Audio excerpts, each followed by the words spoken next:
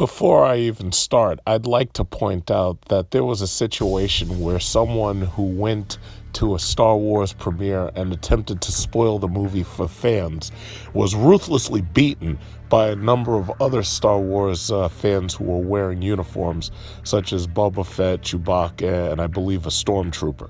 Justice was served swiftly, efficiently, with no trial, no jury, and no government intervention.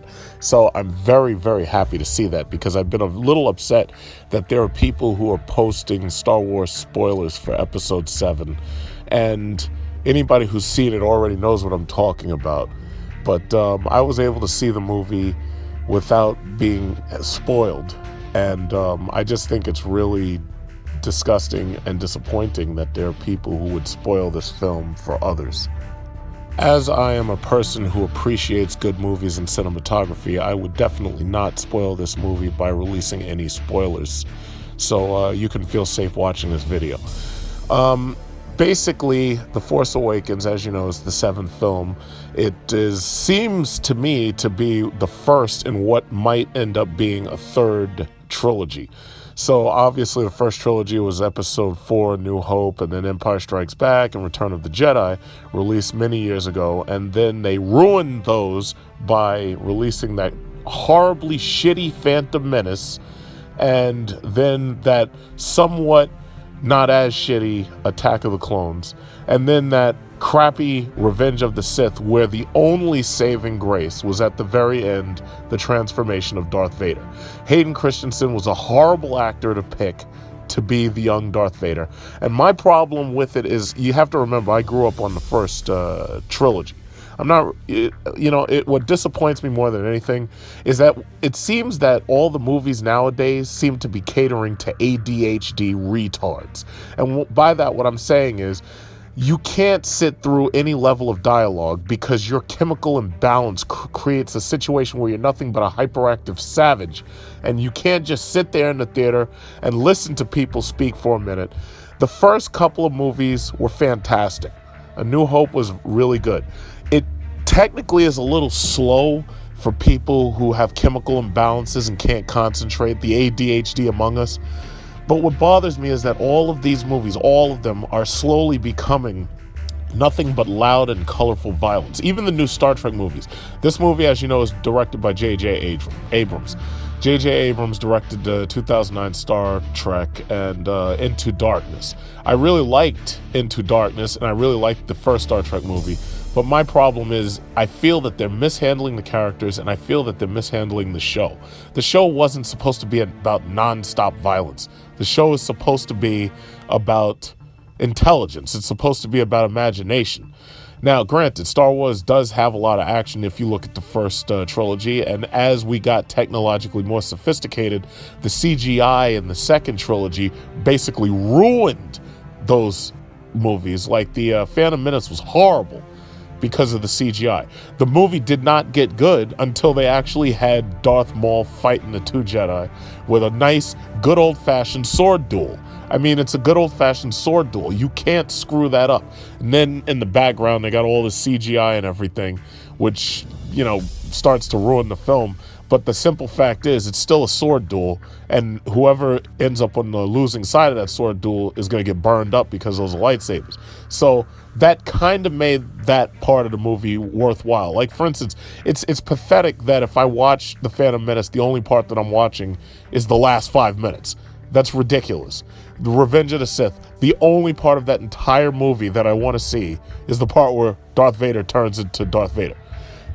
As for Force Awakens, the movie was actually really good. There's a lot of exposition.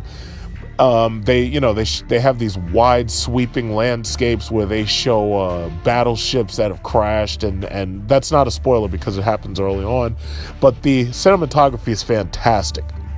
There are aspects of the film that I didn't like, but I have to say that the cinematography and the direction was overall pretty good. I had a bit of a problem with the new villain, Kylo Ren. I'm not going to give any spoilers, but there are parts of the film that I was kind of disappointed about, and I'll just try to keep this part really simple as to not give spoilers. It's easy to know who Kylo Ren's actor is, so you already know what he is and who he is underneath the mask.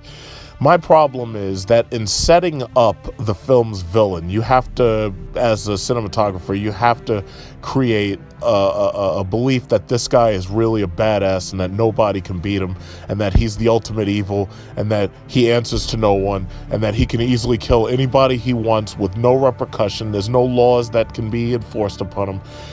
They did actually a really good job setting up Kylo Ren to be a bad guy. My problem is that they took his mask off at a certain point to reveal a punk, sniveling, acne-faced teenager underneath. You see, with Darth Vader, one of the reasons why Darth Vader was such an iconic villain was simply because you never actually saw Darth Vader's face. The reason why stormtroopers wear those plastic masks and shields and helmets is because it takes away their humanity. You don't see the human underneath. All you see is a representation of that massive empire. And even if you kill one stormtrooper, you haven't really done anything because there's millions more coming after you. Even if you kill millions of stormtroopers, the Death Star is still out there. Even if you blow up the Death Star, they still got ships. The whole point of the matter is, in order to be unbeatable, you have to be inhuman.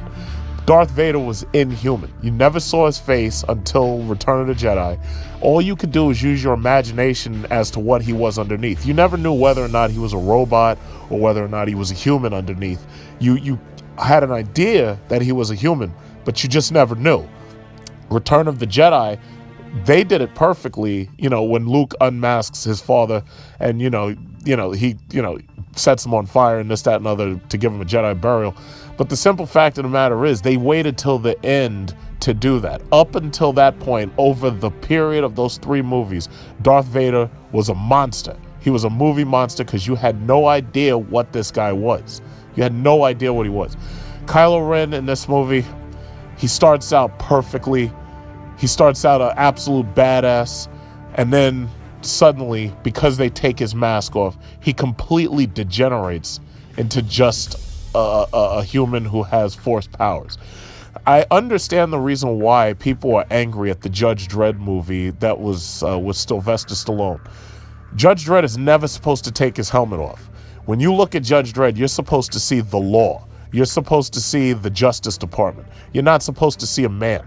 RoboCop, he's not supposed to take his helmet off, but in the movie it was okay the way they did it because the problem was they had already damaged his image by shooting him full of holes. When he takes off his helmet, you see that he's really a human underneath there, but that's part of the problem. You're never supposed to look at a monster and see that there's a weakness. He has to be stronger than everybody else. That was a part of the problem that I had with this movie. So Kylo Ren started off great. And some people have already started arguing with me. They're like, oh, yeah, well, they put a human flaw in him, and they're going to explore it in the next movie and this, that, and other. So, yeah, great. Now you got to wait another 8 years for the next movie. And then you go and see the next movie, and then he'll go and become some kind of Sith Lord or something. And then this girl is going to be the next Jedi or whatever. I'm like, come on, guys. Seriously. It's like, my problem is this guy, Kylo Ren, could have been perfect if they had never taken his helmet off and if they had kept him an inhuman monster for at least the next 2 movies. Another problem I had with the movie is that the movie felt like Star Wars greatest hits. It felt like at any given time they were going to pan the camera and they were going to show you something from one of the other Star Wars movies that they expected the audience to give a standing applause to or a standing ovation. It was as if every couple of minutes there was a cameo. That's what it felt like. Like, we understood based on the cast and characters that there were going to be a lot of older characters that popped into the movie. My problem is, and I'm not going to give spoilers, that there were characters popping into the movie which seemed to pop in absolutely ridiculous times.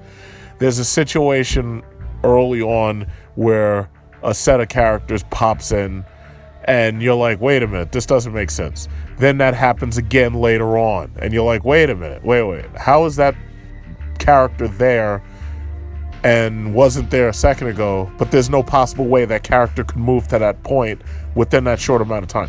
So I'm not even going to give any spoilers or anything, but my only thing was, yeah, okay, they want me to be excited, they want me to feel the legend and everything, but I'm like, come on, seriously. It's like there were certain cameos which made perfect sense, but at other points there were just cameos that just, it's like, come on, man, really? Come on. It's like a joke at this point. The last thing that I will complain about is that it feels like the movie was in a rush to end. The movie has a runtime of about 2 hours and 15 minutes. And it seemed like the pacing was going great right up until, I'd say, the middle act. And then after that, it felt like there's like a race to the end. The movie ended up feeling exactly like the first film released, episode 4, A New Hope, except that back in the 70s, the way A New Hope progressed towards the second and third act, where, yeah, okay, the Empire has this Death Star, and we've got a band of X-Wing pilots, and we're going to shoot torpedoes down an exposed hatch. It's like, back then, that was passable.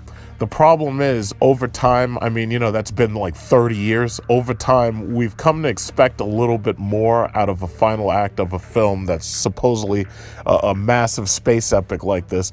And I will say that the end really, really felt like it was chop, chop, cut, rush to the very end. And again, it's hard to talk about this without giving spoilers, but I really felt that a lot of people would have appreciated probably another 30 minutes for that last act in the film, but I really felt like there was a rush to the end. I mean, the First Order, and that's not a spoiler considering you already know that there's stormtroopers and all this, the Empire's in the movie, you already know that, but it really felt like they didn't explain enough of how they gained their abilities and their power. It really felt like they were in a rush to end the movie. It felt like they spent too much time maybe on the first and second act, and it felt like they should have spent more time on the third act. In fact, maybe they should have had a fourth act. Because I have to say, the ending, they set up the ending to be a story type ending, but my problem was it kind of felt so rushed that it started to not make sense. And it felt forced. The ending felt forced, and some of the expose felt forced. And when I say forced, I'm not talking about, the Force, like, Sith and Jedi. I'm talking about it felt a little forced. So that's all I'm going to say. So the question I guess I'll end with is, did I enjoy the movie?